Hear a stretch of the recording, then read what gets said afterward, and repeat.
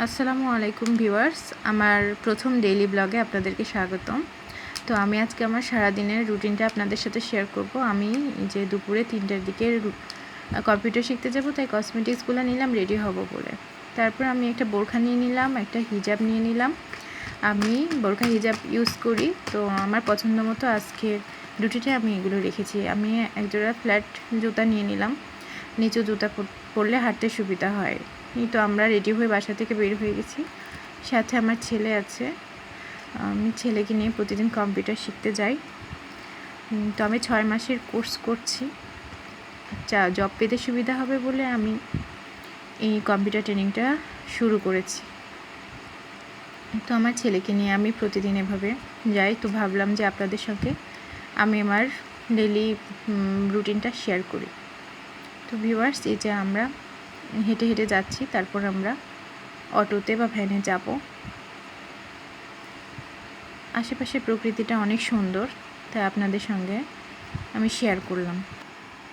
যারা জবের প্রস্তুতি নিচ্ছেন তাদের জন্য অবশ্যই গুরুত্বপূর্ণ হচ্ছে জবের প্রস্তুতি নেওয়ার পাশাপাশি কম্পিউটারের বেসিক নলেজটা শিখে নেওয়া। তো ভিউয়ার্স, এই যে আমরা হাঁটতে হাঁটতে নদীর পাশে চলে এসেছি। এটা হচ্ছে নওগাঁ জেলার মান্দা থানার প্রসাদপুর উপজেলার আত্রাই নদী। তো এই নদীতে পার হতে গেলে যখন বর্ষাতে নদীর পানি বেশি আসে তখন নৌকা পারাপার করতে হয়, আর যখন পানিটা কমে যায় তখন এখানে একটা বাঁশের ব্রিজ দেওয়া হয়।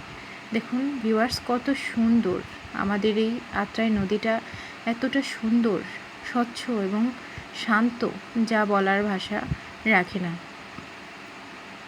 আমাদের এই নদীর ভাঙন খুবই কম। এই যে আমরা নৌকা পারাপার করব বলে আমরা এখানে ওয়েট করব কিছুক্ষণ, আর আপনাদের সঙ্গে সবটা শেয়ার করছি, আপনাদেরকে সবটা দেখাবো। তার জন্য জেলেরা এখানে মাছ ধরার জন্য প্রতিনিয়ত নৌকা নিয়ে চলাচল করতে থাকে। এই দৃশ্যটা আমার অনেক ভালো লাগে। আর ওই সামনে ওইটা খুব সুন্দর দেখা যাচ্ছে, ওইটা হচ্ছে মন্দির। দেখুন পানিটা কত স্বচ্ছ, দেখলেই যেন ধরতে ইচ্ছা করে, কবি হয়ে যেতে ইচ্ছা করে এরকম নদী দেখলে। যেন আমাদের গ্রামটা সত্যি এই নদীটার জন্য বেশি সুন্দর লাগে।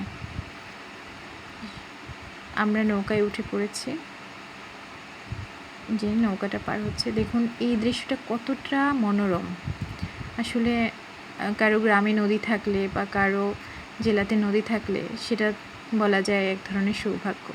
তো কথা বলতে বলতে ভিউয়ার্স দেখুন, আমি ভ্যানে উঠে গেছি। আমাদের এখানে ভ্যানের প্রচলনটা আছে, যেহেতু আমি গ্রামে বাস করি।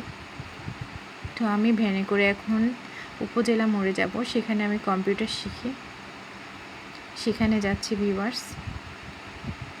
এই তো ভিউয়ার্স, আমি কম্পিউটারের দোকানে চলে এসেছি। আমাকে যে ভাইয়ের কাছে আমি কম্পিউটার শিখি, তিনি আমাকে এক্সট্রা একটা ল্যাপটপ দিয়ে দিয়েছেন, আমি এখানে কম্পিউটারে টাইপ করি।